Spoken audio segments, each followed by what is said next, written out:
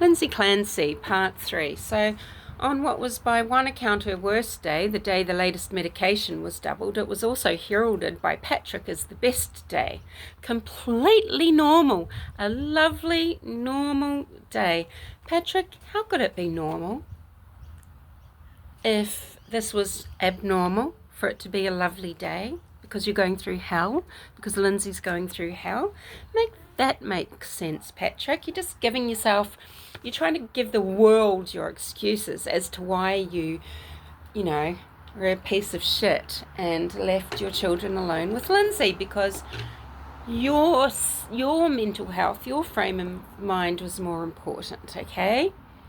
You weren't getting through it together. You were getting through it and Lindsay was going through it. So you're going through things separately. So... completely normal day. So Lindsay wakes up now on some accounts on worst day. She's depressed. She wakes up suicidal. She's having suicidal thoughts all day. Patrick saying it was a lovely day, a normal day. Don't we hear that a lot? Before crime, everything was normal. It was one of the best days. So Lindsay Clancy, she takes Cora to the pediatrician because Lindsay's got a tummy ache.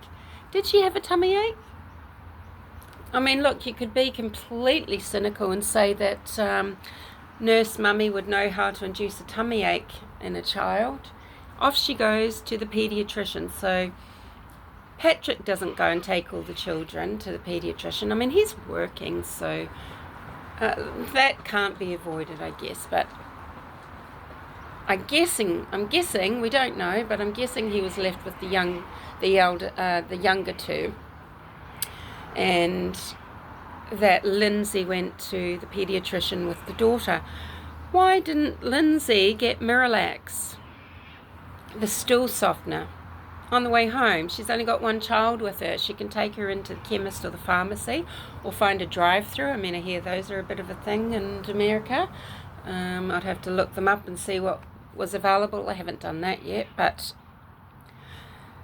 you know, she comes home, she hasn't got the medication, she's gone in the morning, and now she's going to make a snowman, particularly with Dawson, and she's sending photos. I mean, you know, particularly with Dawson, the son that she resents the most,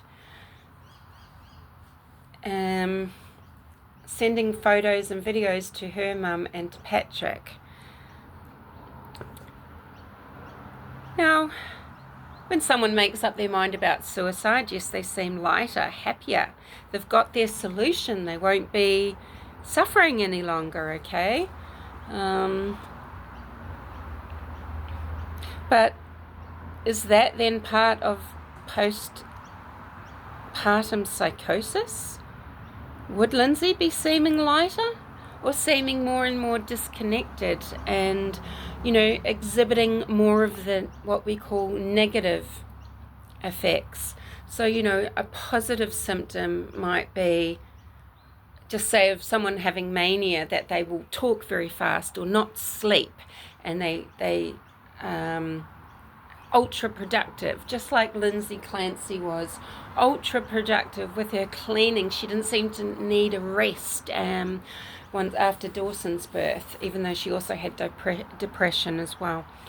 And a negative symptom, you know, that's the absence of something. That's that flat effect. It's, you know, changes in speech and things like that, and that disconnect. And, you know, you really have to think about this, I think.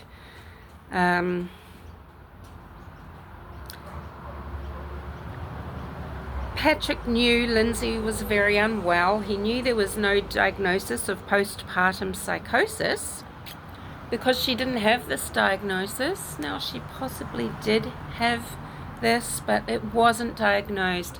And in January, just 2 or 3 weeks before the murders, she was in probably one of the best hospitals in the United States. I mean, McLean is at Harvard. Imagine the level of care there, and the level of people that are hired to work there is pretty high. They did not diagnose her. But she was spiraling. I mean, she was ill, she was anxious, she was stressed, she was sleep deprived. The night before the murders, she didn't sleep at all, so she's exhausted. She's lamenting about things to people, you know. She's really questioning her parenting abilities, her relationship with her children. She's resenting the older children's very existence because she can't spend that special time with Callum, you know, to bond and to soothe him and to coo to him and to give him that special mother love that they got as little babies. And I mean, that has got to really be heartbreaking and hurt. So she's lamenting, and you know, how much of this is she really holding against Patrick? I think she's holding quite a lot of it against Patrick.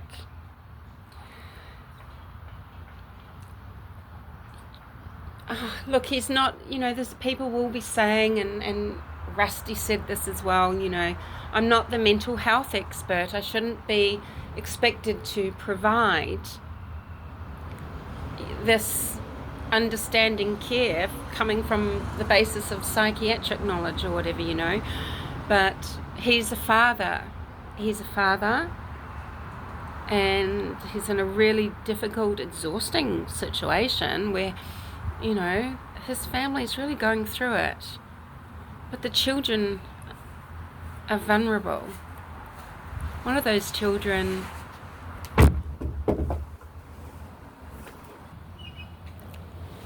just got someone sitting here, so just don't mind me, but one of those children, you know, 7 months old, that's extremely vulnerable, and you've been warned not to leave your wife alone, and yet you do it. And I can see how people might try to rationalize this, you know, it was a good day, but it's the end of a very long day. Now, what do we believe about the next bit? You know, she's suicidal, depressed, or she's feeling normal and good. You know, if you're having psychosis, are you suddenly stopping and thinking, oh, I've got nothing for tea? You know, is that really on your mind?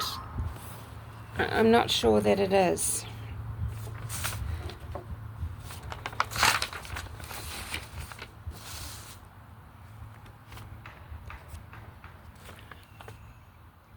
I'm going to talk about this dark subject. I just need to move to do it. Hold on. That's right. Someone just sat down where I'm sitting. I mean, I don't own the park, but anyway, it was pretty weird.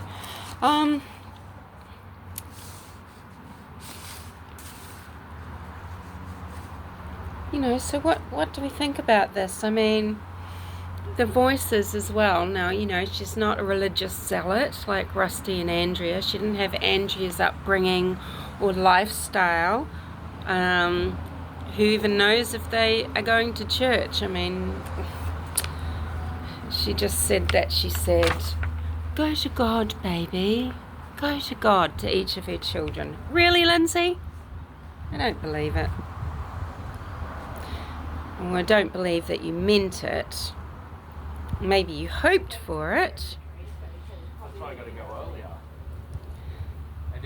But the voice, it's a commanding male voice, a deep voice, and it's saying, kill them so you can kill yourself. Do it so you can then kill yourself. Why not just kill yourself? What has killing the children got to do with anything? You know, under psychosis like that, people either, you know, might believe that the children are evil. I mean, there's terrifying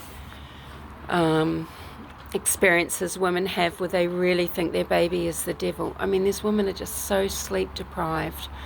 You know, women who know that they just have to lock the baby in a room and leave the house to save their children because they're worried about what they might do, because they're having those thoughts, but deep down that overriding thing is to protect that little baby, okay?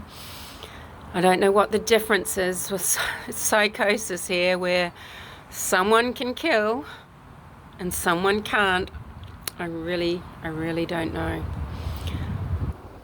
I've had experience, I've lived through psychosis many times myself, and I've had all sorts of just terrible thoughts. And I have thought that, my cat is recording everything I'm saying and reporting back, and all sorts of horrible things, and that, that he's, did I kill my cat? No.